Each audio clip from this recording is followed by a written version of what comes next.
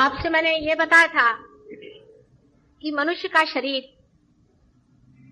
उसका मन, उसकी बुद्धि आदि, उसका जितना भी पूरा व्यक्तित्व है, उसकी जितनी पर्सनालिटी है, वो सब कुछ 3 तरह के शक्ति से बना है। एक शक्ति जिससे कि हम अस्तित्व बन के रहते हैं, वो मनुष्य में प्राण स्वरूप होती है और जिसका स्थान हृदय में होता है। उनको सामने ले आइए, परेशान। दूसरी शक्ति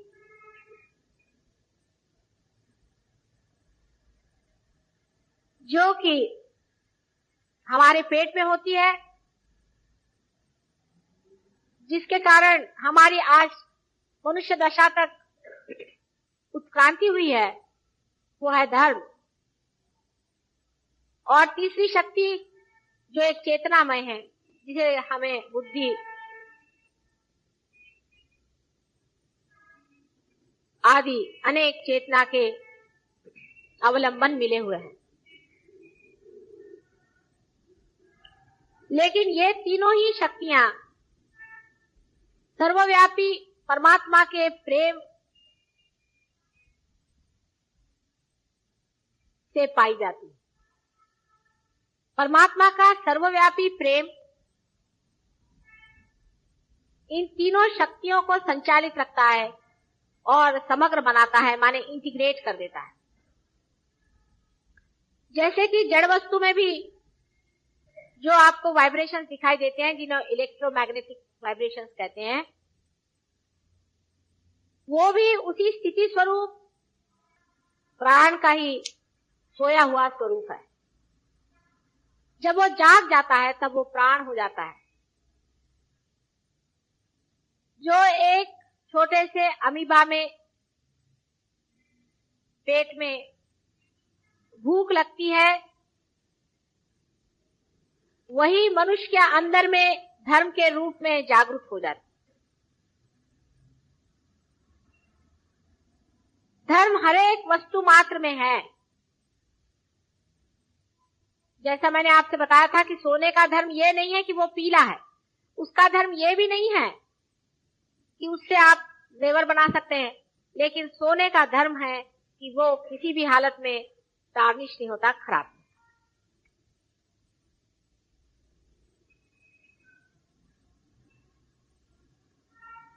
अब जो तीसरी चीज है चेतना, वो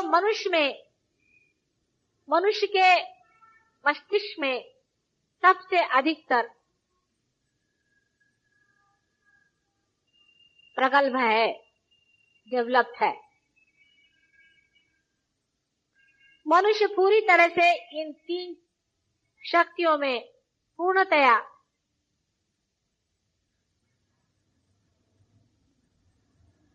मैच्योर हो गया है, बड़ा हो गया है। अब उसकी तैयारी हो गई है कि उस तीनों शक्तियों का संचय, जो एक शक्ति परमात्मा का प्यार है, उनका प्रेम है, उसे जाने। जो एक शक्ति ही तीनों में बढ़ गई है, वो एकाकार हो जाए। उस परम शक्ति का एक थोड़ा सा अंश हमारे अंदर कुंडलिनी के रूप में त्रिकोणाकार अस्थि में सोया हुआ रहता है। जिस वक्त कोई भी ऐसा इंसान जिसने इस प्रेम को अपने अंदर ले लिया हो और जिसके अंदर से ये शक्ति समग्र होकर, इंटीग्रेट होकर बह रही हो, माने जो आदमी रियलाइज सोल हो, वो किसी साधक के ऊपर अपना अनुग्रह करता है, तभी कुंडलिनी आपकी मां जागरूक होती है। लेकिन वैसा साधक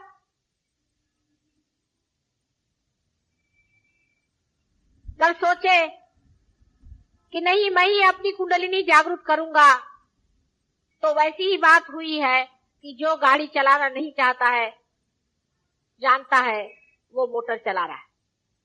जिसको मोटर चलाना नहीं आता है, ऐसा अगर आदमी मोटर चलाए तो मोटर का धज्जा बन जाता है। इसी प्रकार जो लोग अपनी कुंडलिनी स्वयं जागरूक करना चाहते हैं, वो अपनी सारी ही कुंडलिनी की संस्था को, उसके सारे इंस्ट्रूमेंट्स को पूरी तरह से नष्ट भ्रष्ट कर देते। अगर कोई अनजान आदमी उस कुंडलिनी को जगाना चाहता है, तब भी यही हो जाता है। कोई अगर अपवित्र आदमी आपकी माँ की ओर अग्रसर होता है और उसको जगाना चाहता है, तब भी ऐसा ही हो जाता है।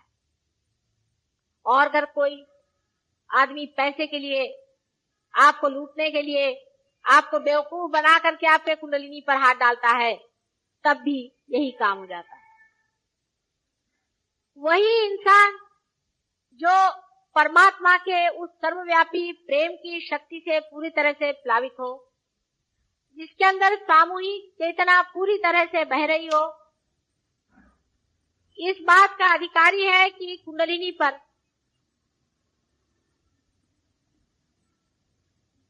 आमंत्रण का आरोप करे। कुंडलिनी का आमंत्रण ऐसे वैसे आदमी भेज नहीं सकते। और जो इस तरह के भद्दे प्रयत्न करते हैं, वो बड़े भारी पाप के भागीदार हो जाते हैं। जो दूसरों की कुंडलिनी को नष्ट कर देते हैं, उनकी स्वयं ही कुंडलिनी जन्म जन्मांतर के लिए भ्रष्ट हो जाती है और वो कीड़े मकोड़े के जन्म लेते हैं। इसलिए कुंडलिनी के साथ खेलने का साहस कभी न करें। बाकी सब चीजों में ठीक है, आप स्मगलिंग करिए, चोरी करिए, दुनिया भर की बातें करिए, कोई हर्ज नहीं, लेकिन आप कुंडलिनी के मामले में मेहरबानी से दूर रहिए। कुंडलिनी को जागृत करने का अधिकार परमात्मा के सिवाय और कोई नहीं दे सकता। जब तक स्वयं परमात्मा की शक्ति ही इसका अधिकार आपको न दे, तब तक आपके पास ये अधिकार नहीं है कि आप इसकी कॉलेज में जाकर डिग्री ले लें और कहें कि हम कुंडलिनी को जागरूक कर सकते हैं। इस तरह के झूठे बहुत से लोग आजकल संसार में दिखाई दे रहे हैं और वो जान नहीं रहे हैं कि हम कितना बड़ा घोर, अत्यंत भयंकर पाप कर रहे हैं। कुंडलिनी का काम अत्यंत कुशलता पूर्वक करना पड़ता है। इतना ही नहीं, अत्यंत प्रेम पूर्वक करना पड़ता है। और सबसे बड़ी बात है कि वो प्रेम भी अत्यंत पवित्र होना पड़ता है। पवित्रता ये धर्म के रोम रोम में छाई हुई शक्ति है।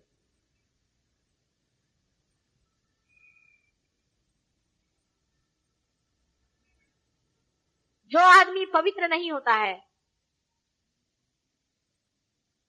जो दूषित विचारों से भरा रहता है, जिसका सारा चित्त दूसरों का पैसा, दूसरों की पत्नी या दूसरों को लूटने की ओर होती है, ऐसे आदमी को चाहिए कि वो अपना समय और किसी कार्य में लगाए, लेकिन कुंडलिनी के ऊपर हाथ न रखे।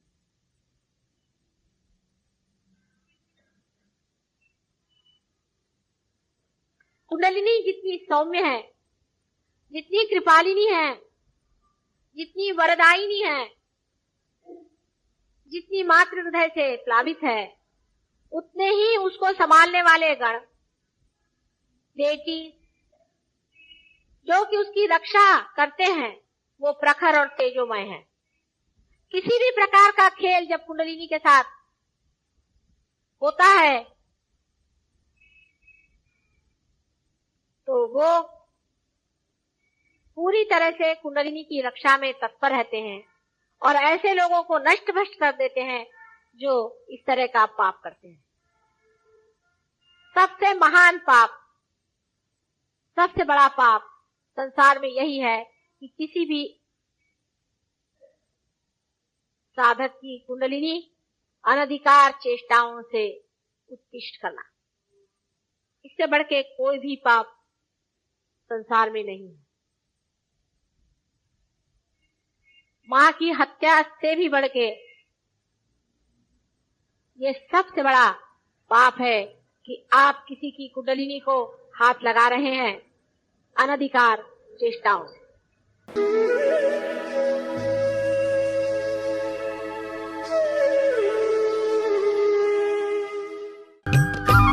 सब्सक्राइब कीजिए कुंडलिनी जागरण को और प्रेस कीजिए बेल आइकन को, जिससे कि आपको मिल सके हमारी लेटेस्ट वीडियो सबसे पहले।